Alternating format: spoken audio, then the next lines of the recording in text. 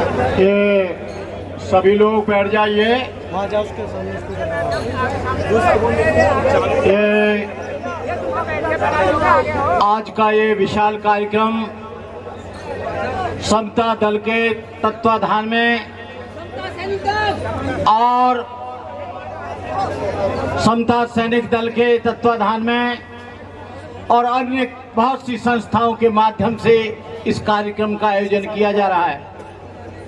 आज न कोई पार्टी देखनी है, न कोई संस्था देखनी है, न कोई दल देखना है, केवल बाबा साहब डॉक्टर अम्बेडकर को देखना है। ये मैं जब से बीजेपी की गवर्नमेंट आई है तब से देख रहा हूं कि बहुजन समाज के प्रेरणा स्थलों को निशाना बनाया जा रहा है। आरएसएस के कहने से, बीजेपी के कहने से ये यही नहीं है, मऊ की धरती पर भी ये इंक्रोचमेंट करना चाहते हैं। दीक्षा भूमि पर भी पूरा का पूरा नेस्त नाबूद इन्होंने कर दिया। और जो 1962 में बाबा साहब की मूर्ति लगी थी, जो समाज के लोगों ने बड़े संघर्ष के साथ लगाई थी, उसको भी इन लोगों ने हटा दिया। मोदी जी, ये सब तुम्हारे इशारे पर हो रहा है और तुम ये मत समझ लेना कि ये आज का आंदोलन है। ये आज का नहीं है, ये 365 दिन का आंदोलन है और तब तक आंदोलन चलता रहेगा जब तक डॉक्टर बाबा साहब अम्बेडकर की मूर्ति को स्थापित नहीं किया जाएगा। ये बाबा साहब के वो बच्चे हैं जिन्होंने 2 अप्रैल 2018 को 14 बच्चों की इन्होंने बलि दी। और आपको कहना चाहता हूं मैं, जुल्मों सितम की बिजलियां किस पर पड़ी, दलित आंखें किसके ऊपर थी गड़ी, किसकी किरणें देख सूरज था लजीला हो गया, किसके तर्कों से ब्राह्मण पीला हो गया। तुम अछूतों का हकीकी लीडर कौन था, निर्वन्यथों का लीडर कौन था, सच बताओ कौन निद्रा से जगा कर चल दिया, जिसकी मेहनत ने तुम्हें फल दिया। गोट जंजन को देके संता है पुनर्जीवित किया, मनु कारागार को किसने गिराया, बोलिए कौन था, जिसने तुम्हारी गुलामी की दास्ता की बेड़ियों को काटा, जिन्होंने तुमको शिक्षा का अधिकार दिया, जिन्होंने तुमको कपड़े पहनने का अधिकार दिया, जिन्होंने तुमको पानी पीने का अधिकार दिया, आज उस मूर्ति को हटा दिया गया।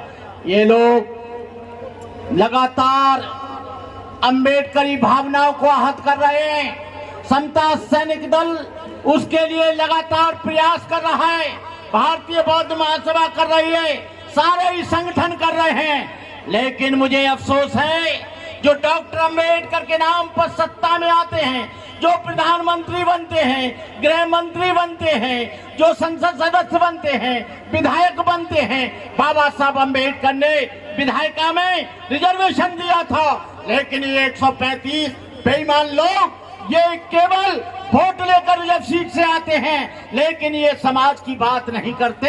ये लोग बड़े धोखेबाज हैं, इनसे सावधान रहना। मैंने कल एक पार्टी वाले से कहा, जो बहुजन समाज की बात करती है, बहुजन समाज के महापुरुषों की बात करती है, उन्होंने कहा हम नहीं जाएंगे।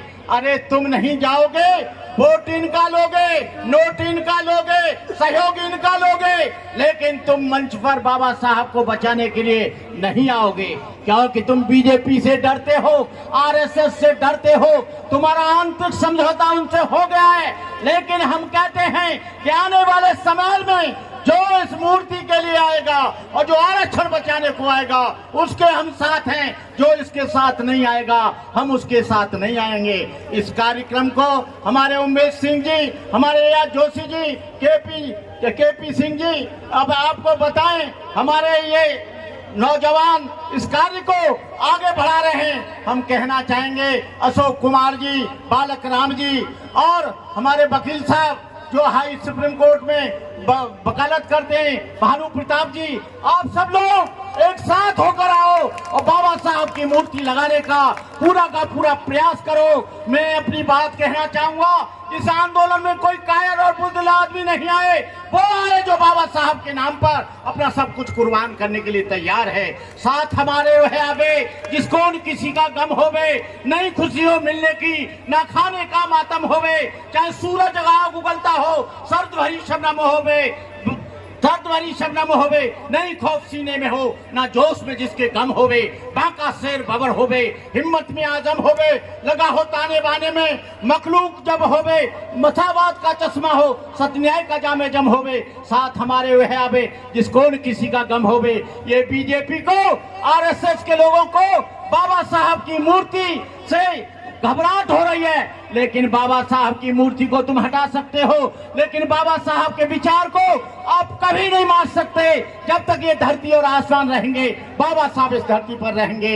इन्हीं शब्दों के साथ मैं अपनी बात समाप्त करते हुए, अपने अथक परिश्रम से लिखित भारत का संविधान दिया, स्त्री और अछूतों को समता शक्ति सम्मान दिया। जब तक है ये चांद सितारे, जब तक है धरती अंबर, भारत ऋणी रहेगा उसका, अमर रहेगा अम्बेडकर। जय भीम, जय भारत, नमो बुद्धाय।